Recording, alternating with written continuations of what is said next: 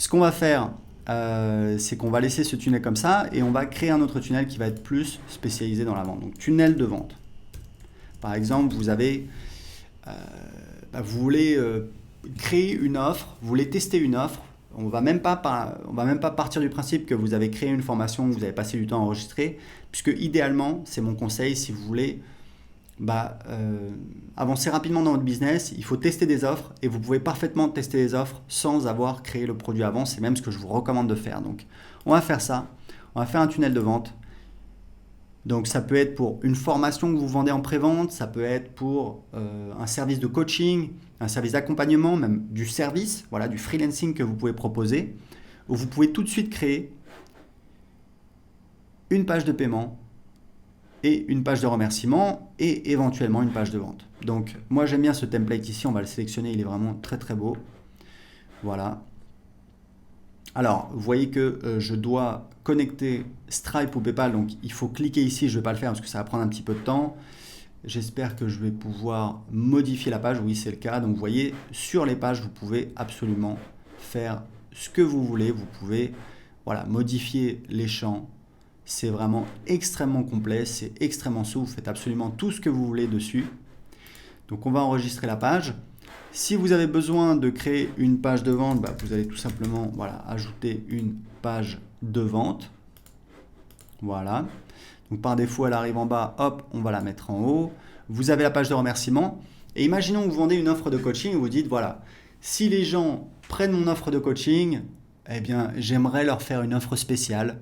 Je vais leur proposer par exemple, parce qu'il faut savoir un truc, c'est que sur 100 clients, il y a 20% des clients qui sont prêts à dépenser 4 fois plus. C'est une règle au doigt mouillé, hein. Il y a un livre là-dessus qui s'appelle un livre de Perry Marshall qui est très intéressant.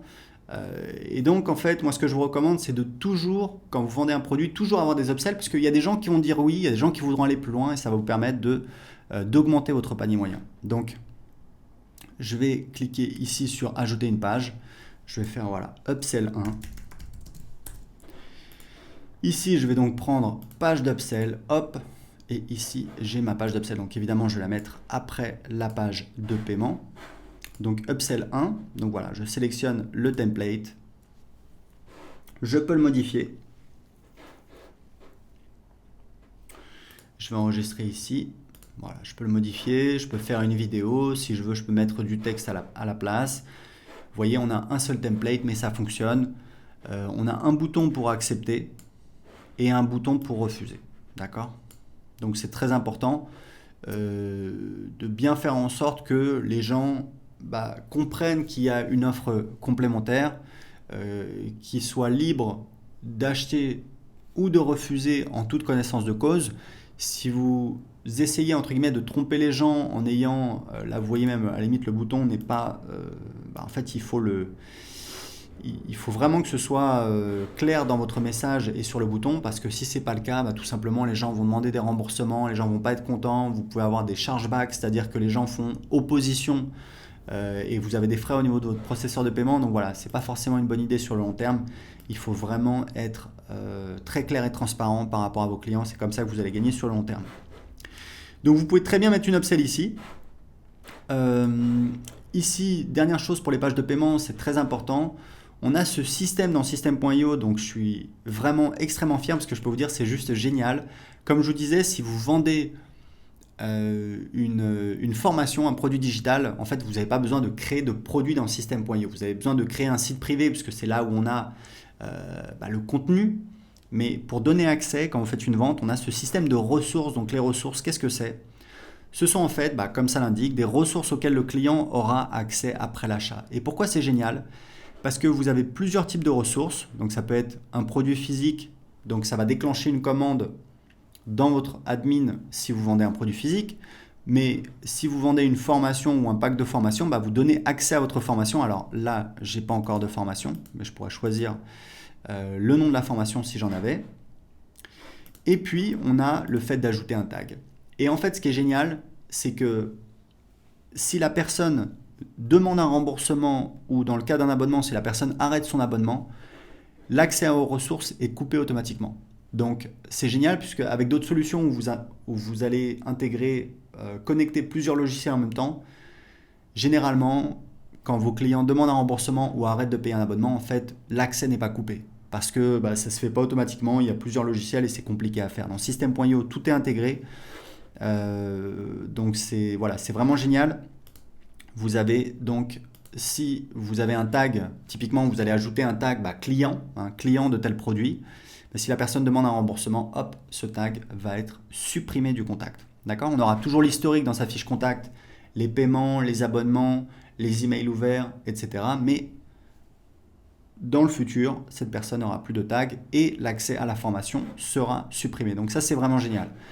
Donc ici, vous avez donc page de vente, page de paiement, page d'upsell. Vous pouvez rajouter autant d'upsell et de downsell que vous voulez. Comme je vous indiquais, les downsell, c'est en fait un type. Donc on va mettre downsell 1. Les downsell, c'est un type d'upsell spécifique qui n'est montré que si la personne a dit non à l'upsell précédente. Ça veut dire que ici on a une upsell, donc là, voilà, sur la page de vente ou sur le bon de commande, sur la page de paiement, on a une offre. Les gens payent avec PayPal ou alors entrent leurs coordonnées de carte bancaire. Sur la page suivante, ils sont donc redirigés vers une page d'upsell sur laquelle on leur fait une offre complémentaire.